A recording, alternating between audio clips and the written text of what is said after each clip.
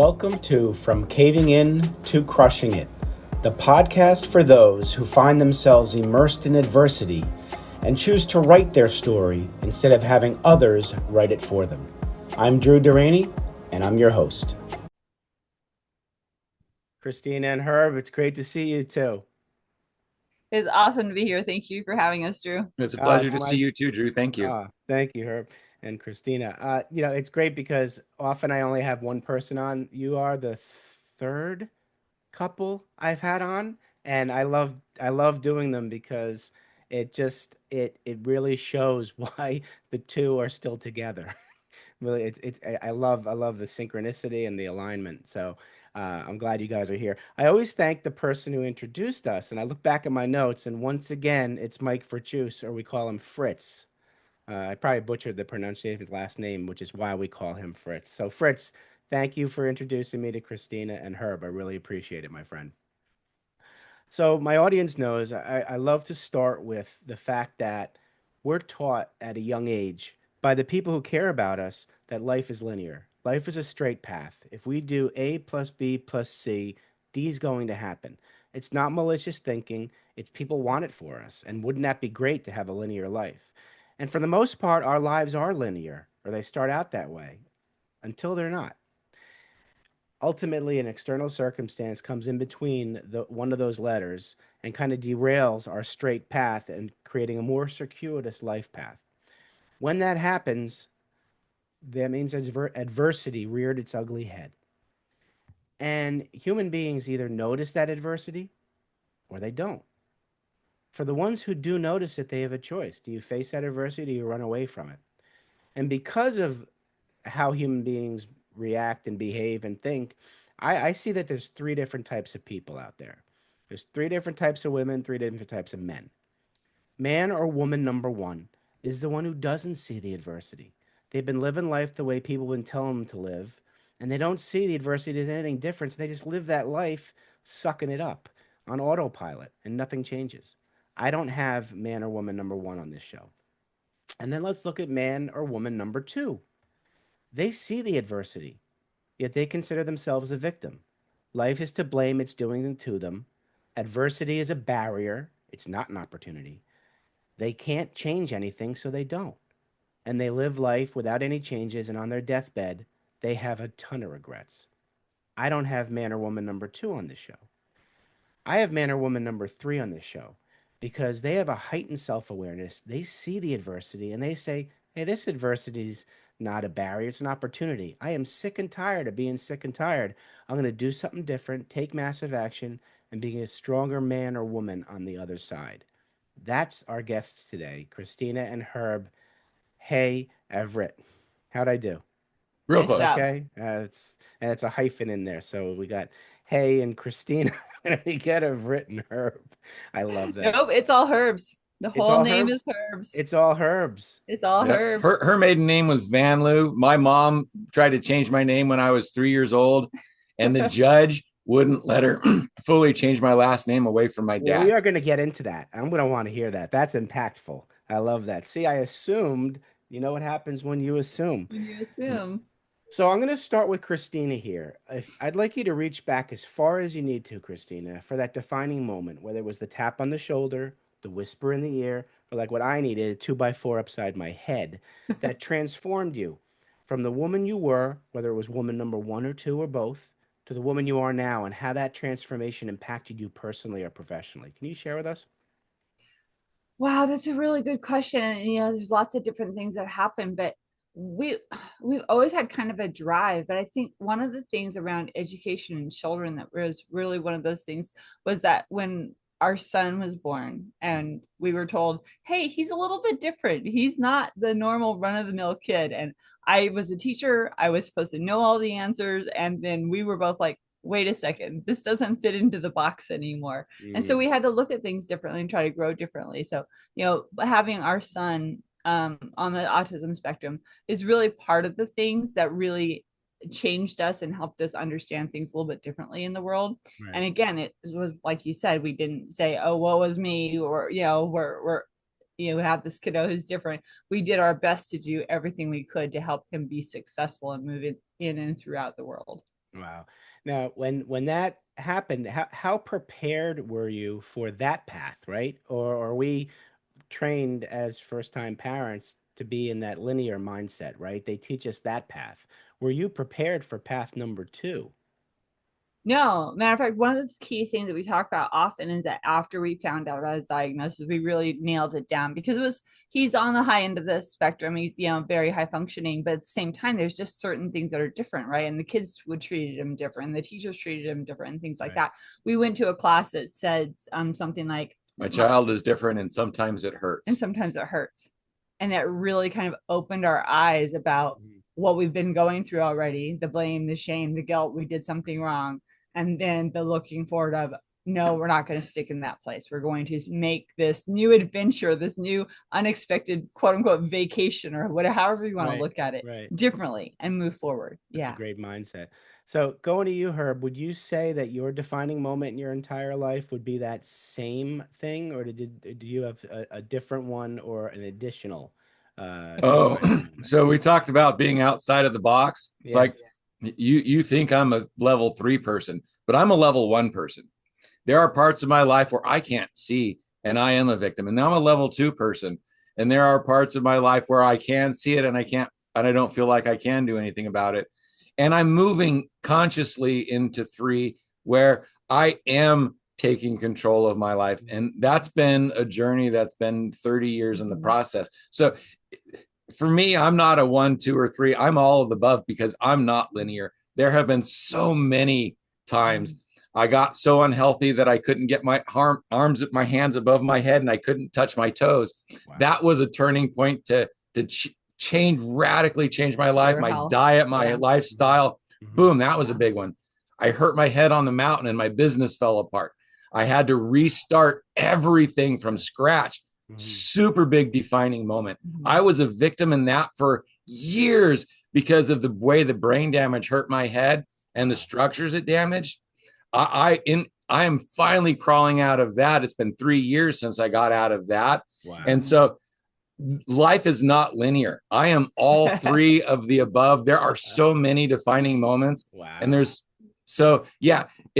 not one. There are so many, Right. but at the start, it's like, I know that I can't stop. I don't have a way to stop because when I stop, it's like, I look around, it's like, fine, I'm not going to do anything anymore. It's like, okay, well, now I need to do that. And I just take a next step.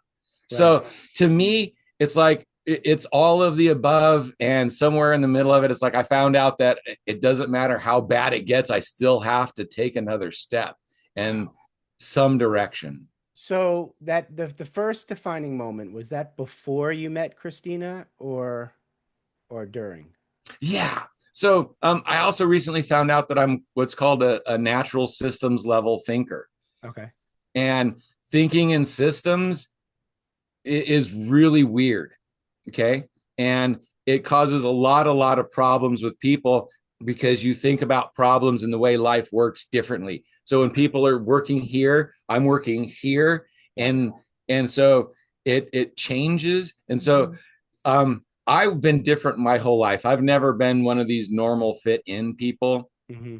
So again, that's where this out of the box come from. That's where this different look on life comes from. So my pivotal moment for me was just basically being me. It's Got it. Now the 3 years ago on the mountain, that obviously that was during your marriage, oh and yeah, we've been and married then for 36 years. I 36. don't have any memories that she's not in anymore.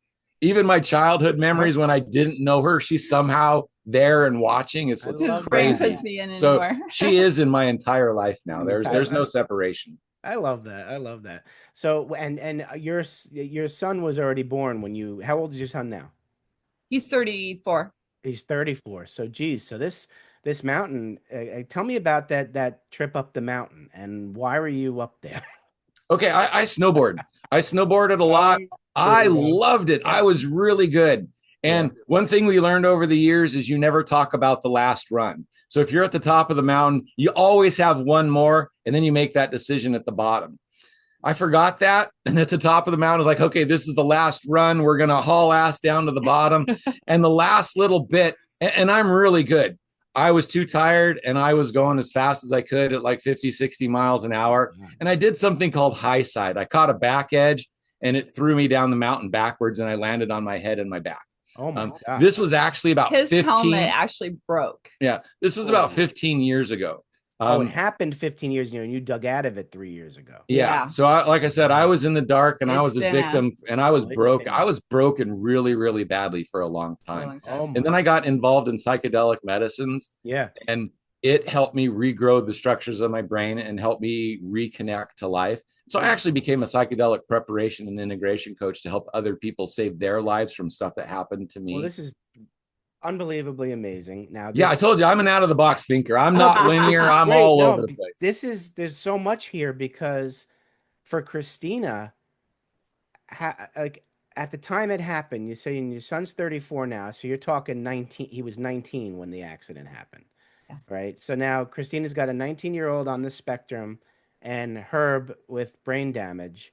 How the heck did you get through this, Kristina? Or thank God she meant it when she said for better or for worse. Oh my God. We also have a younger son. Yeah. And so at the same time I hurt my head, my dad died, my business fell apart, my youngest son stopped talking to us, and now we can't talk to our granddaughter anymore. So it seriously was like 5 big hammer blows that absolutely took my life apart.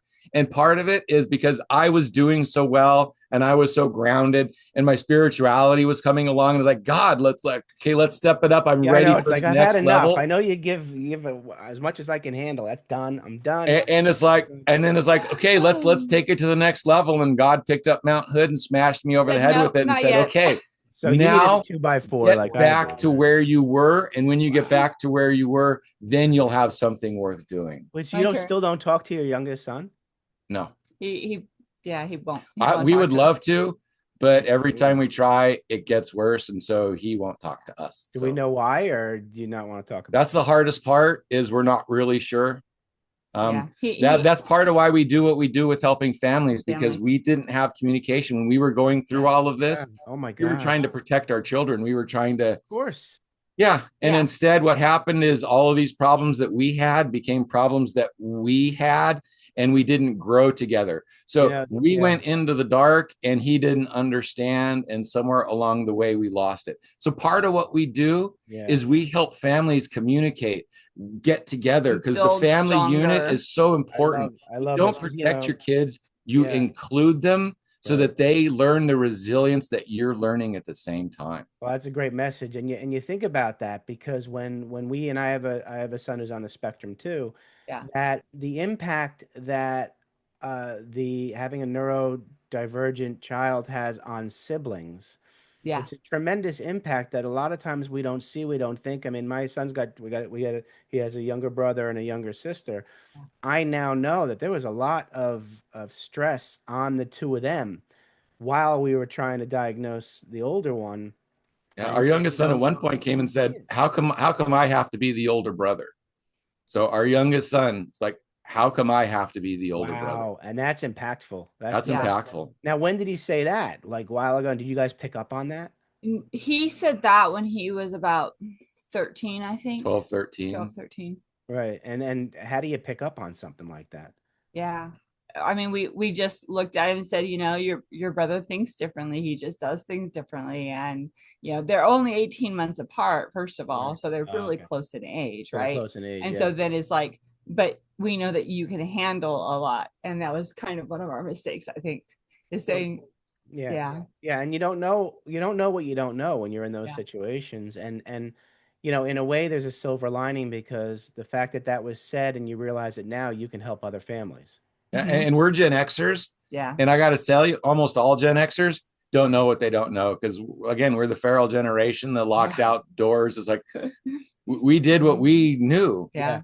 And our parents did what they knew. And we were the first ones raised by two parents that were out of the home, because until the generation before us, there was always the mom at home. So there was such a big shift in everything in the way the world was working when we were growing up. That's so And true. the Dr. Spock books that taught children raising, they were so wrong. Oh my gosh. Yeah. So Right. what can you do except try and make it better for the next group of people that are coming through? I tell you, I give you guys a lot of credit because you could have hunkered down in your hole and not shared this stuff. So let's like launch into the business aspect of your transformation, your each of your transformations in life.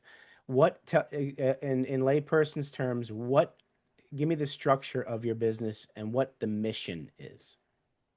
The mission is exactly what we said, to help families not fall apart, to help families know how to communicate and stay strong through all of the adversities back and forth. And the lens that I do it through, that we do it through, is mostly through education, because right now education is a big thing. Families are not happy with the services in the schools, or schools that are not supporting our kids the way they Mhm. need to. Our Mhm. kids are different thinkers now than they used to be, and Right. we still have a system that treats them the same way that we were raised, right? And Right. so vibrant family education is all about looking at that family dynamic, looking at a great fit education, mostly homeschooling, Right. especially for our neurodiverse and kiddos like that, because they need something different to put them into a school setting where their emotions are constantly being triggered. Their you know uh, the language and the Right. noise and all those kinds of things are constantly being triggered. They can't learn, they can't Yeah. show their brilliance because Yeah. of all of that triggering. And Right. so if you can bring them to a space where they're quiet and settled and safe, and you have the support to do that fully, Mhm. then your child can grow and be so much more than what we think they can be right now. No, it's so true. All right, let's go deep into this because Oh, can I yeah, answer that one too before go you ahead. go? Yeah, yeah, Because I got the out of the box answer. yeah. Okay, go ahead. So when I started, the focus was also on entrepreneurs, because entrepreneurs know something is wrong with the world and they're trying to do something to make their family better. Because Right. all when you get into entrepreneurship, it's like, I want my family to be safe. I want all this freedom for my family, True. but they ignore their family while they're doing it, and then they're like, I'm going to fix it when I get there. Okay. Um, if your child is in public school, by the time they're 18, you spend about 17,000 hours with them. Mhm. Okay. If they're homeschooled, you spend about 126,000 hours with them. Okay. So Big difference. what you're Yeah, trying to absolutely. do becoming an entrepreneur is buy your time back to spend it with your family. Mhm. What we do instead is we start you with that. We show you how to incorporate your family into your daily life through homeschool, to Mhm. where instead of sending them off and having to go to teachers and having to do this thing at 8 in the morning and 3 in the morning to pick them up, and the lines and the hassle, you incorporate all of that into daily life. You work your business development, your personal development, and your family development, and you put all three legs under the stool and you build everything up together. So I love that. don't lose your family on the way to building your business. Right. Your businesses are going to fail. You're going to have 3 or 4 or 5 or 6, maybe. Your jobs are going to change. Your friends are going to change, but your kid is always going to be your kid. And if you want them there when you're old and Mhm. you need help, then you need to be there when they're young and they need help. And that Absolutely. is really what we are trying to do. That's the core of our business. And so it sounds like, oh, yeah, we help you homeschool, we help you do this, but really, we're Mhm. trying to give you your family back. And because Right away. that is Yeah, so important for the health of our communities, for absolutely. America. America is founded as a Christian nation, and Mhm. our Constitution doesn't work if we don't have a solid family structure of Agreed. integrity. So Yeah. all of that, Right. all of that is here. That's what systems thinking makes me think of, and Right. that's why there's so much angst in the stuff that I had in my early life, because Right. all of that is, it's not just one thing. It's It's the whole this. system, You right? have to put it all Right. together. Well, let's talk about the system because in the system, when we use the word education, that can be defined in many different ways because you have scholastic education. They're Right. teaching history, music, math, English. And I think that that's where the public and private schools are stuck on Uh-huh. is let's get them the information, right? And it doesn't matter how we get it to them, let's just get it to them. And then it's the how piece. The how is what we need to look at for the neurodivergent because they're not going to be able to absorb all of that knowledge, all of that information if it's taught in a didactic way Right. that's for the neurotypical. Yep. And so that's where I see a big distinction here And is the other thing that we education. do is we redefine education. Well, Education let's do that. isn't the Give me your scholastics. give me your redefinition of education. Education is the whole child. Education, Everything, life education skills, is learning emotional. that you're never done. Yeah. Again, as an entrepreneur, I talked about business development. I talked about personal development. It's like, oh, Right. I need to do this. You're going to focus on it for 3 to 6 months. You're going to get really good at it. You're going to integrate it into your life. And then you're going to do that with your business and then move to the next thing. That is how we teach you how to teach your children as well. It's like, oh, this kid is really interested in trains. Great, perfect. You now have an anchor for your learning. What kind of trains do different countries have? What kind of wheels do they have? What are their metals made of? How fast can they go? And how long so you can get your math, you can get your reading, you can get, so you build your stuff around what the kids want to do, and they pull it. And then after a while, it's like, leave me alone, go do that on your own. I have my own stuff to do. Quit teaching me the stuff you're learning. The kids are saying this. So like, let me go. So I mean, what you're doing is you're finding the strength in the individual and then helping them apply the knowledge they need to learn, the math, the English, into that strength. That gives them the passion. They have passion in that strength. So why not? Our current education system is modeled after the Prussian military. And when Carnegie started developing industrialization in the United States, he needed a lot of people in his factories. And so he went to the education system. Did he go down to the farmers? Yeah. And the way our education system is set up, starting at 5 years old to 6 years old, the last 2 years is where a lot of your creativity actually happens. So starting at 5-year-olds tends to start curbing your creativity in the first 2 years. And then sitting down in the rows and spending that much time, you're actually programming the children to be able to work in factories and take direction, not expand their curiosity and learning. So by doing the individual education, and every child is different, needs to be educated on their own, you bring out their strengths, you get their love of learning, and then you get out of the way because you don't need to be there anymore. Even as early as 10 or 12, you do need to kind of keep them structured and in line, but they're going to pull hard what they want. Yeah. Well, it's interesting because you mentioned about the Dale Carnegie and the oil and all that kind of stuff. I remember learning that like the agricultural era, these farmers had to do all the thinking, or do all the decision making, the cultivating, the harvesting, the distribution, all that. And when the Industrial Revolution started, like you said, they needed people to work in the mills and everything. They were taking these farmers who liked to ask questions.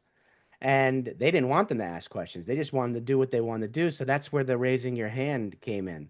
They didn't want put all their kids in school. So farmers used to have 10, 15 kids to run the farm. Yep.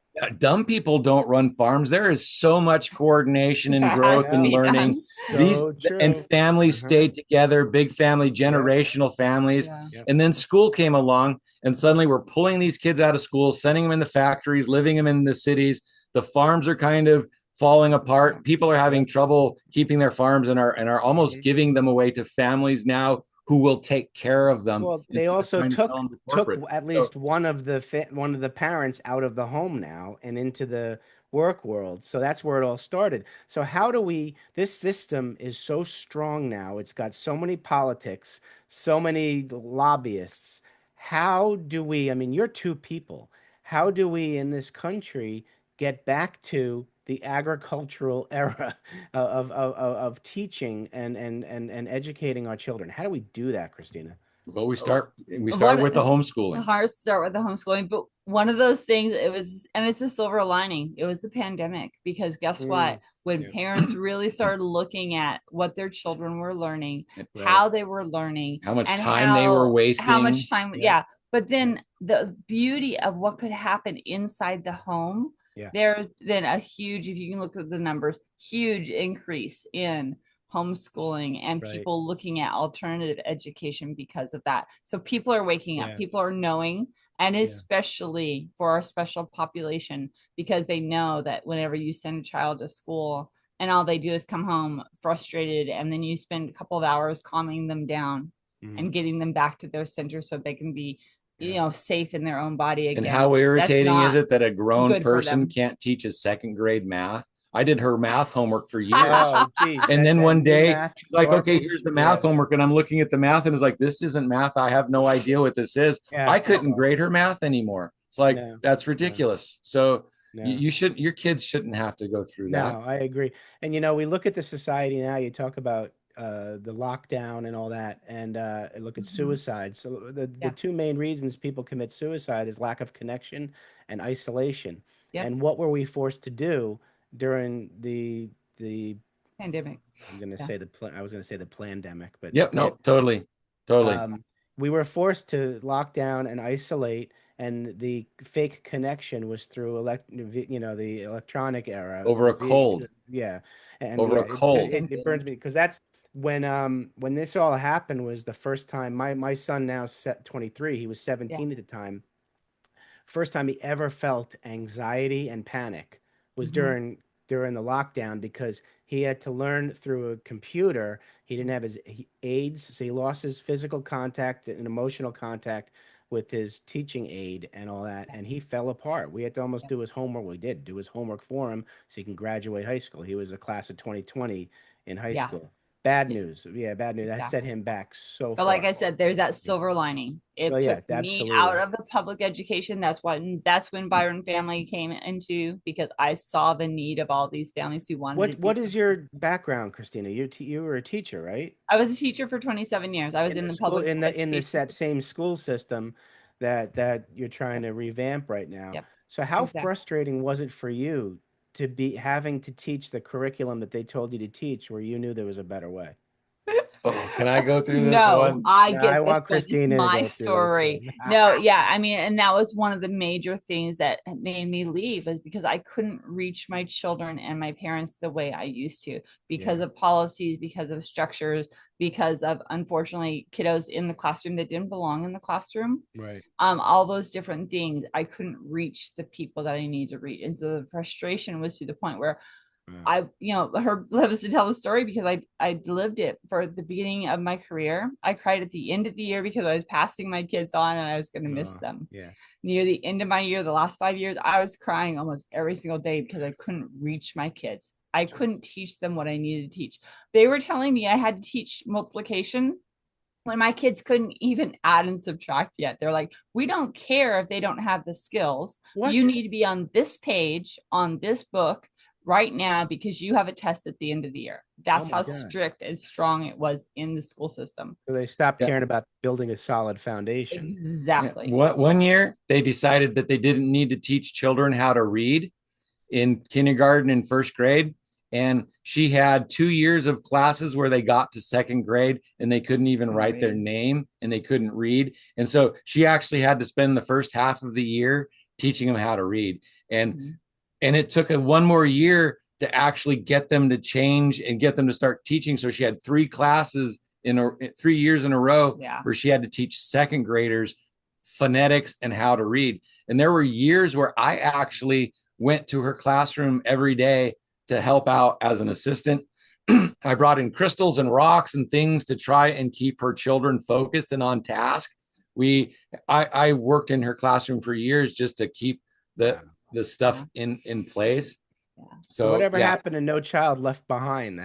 And that That. was the problem. Oh my God. Don't even get me going on so those no All policies. right. children left Okay. behind doesn't mean you bring the No, lower ones up to the that's what top. they were It doing. means you That's what bring they the were top doing. ones Yep. down to the lowest level and try and creep them all up at the same by Yeah. making the smart Okay. ones teach the low ones.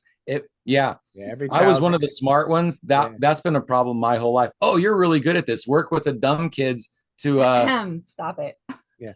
they're Every not kid's dumb, they different. just different levels. Yeah. Yeah. So Every kid's unique. Every kid's different. Like they say with children with autism, you meet one person with autism, you met one person with autism. Exactly. They're Yeah. all different. So the audience has certainly captured the essence of Christina and Herb Heagh-Avritt, and they're going to want to get in touch with you guys. So the best way to do it, folks, is go to their website, vibrantfamilyeducation.com. You'll find everything there. Um, so I've got two final questions for you guys. So we'll start with Christina, and then we'll go to Herb. Um, So, Kristina, you're sitting in your happy place. You're sitting down with 7 to 10-year-old Kristina, and you want to give her advice about life. What are you going to tell her? Find someone you can count on and be with them for the rest of your life. Because guess what? When you have a happy marriage and a strong commitment, it makes things, even the rough spots, go a little bit easier. Oh, I love that. I love that. All right, now we'll go to Herb.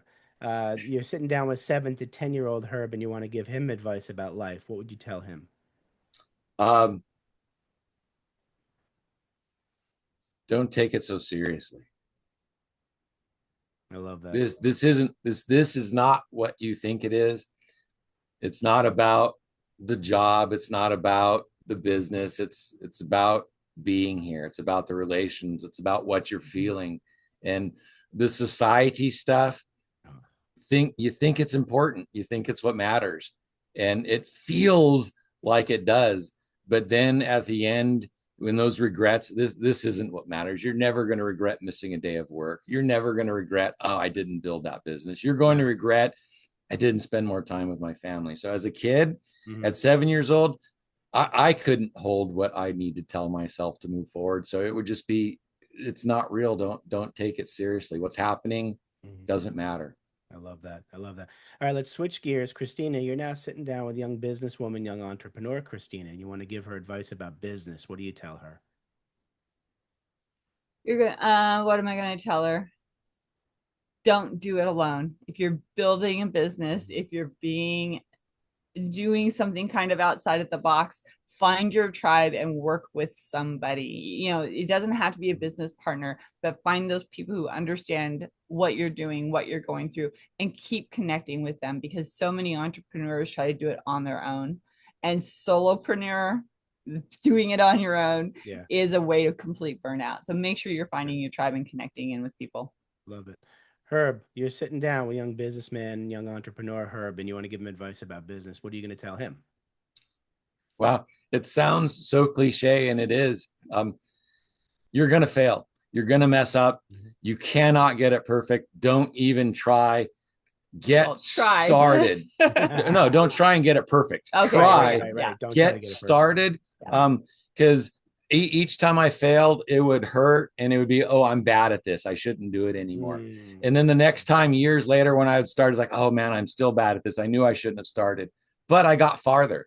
And the next time I was like, oh man, I'm doing it again. I know I'm just going to set myself up for failure. And then I got even farther. And then I had a really successful one finally. And then I smashed my head and it all fell apart. So somehow I would need to convey to myself that, like, look, first attempt in learning is what failing is. You're not failing, you're growing. You're going to mess up your business. You're going to lose friends. You're going to piss people off. You're going to make mistakes, and people are never going to talk to you again. Just keep going. There are billions of people, and those ones that don't like you or stop liking you, it's like, perfect, awesome. Thank them. Don't take that personally. I do. I say I don't care what people think, and I act as if that's true, but it tears me up inside. And so it almost feels like I would rather please the people that don't like me than help the people who do. And love that. Change that. Quit trying to make everybody like you, and help the people who are ready. And help the people who are ready. I like that. Yeah, that is a big thing. The people who resist, we entrepreneurs keep chasing the resistors. Go for the ones who need that. Oh, you don't want to buy my product? Oh, here, let me change this. Let me do this. Let me do this. Add this bonus and that. I still don't like it. Oh, well, let me do this. No. Oh, hey, this person, you want to buy it? Well, great. Here, you have it, but I'm trying to sell to this person who doesn't want it. Stop that. Stop it.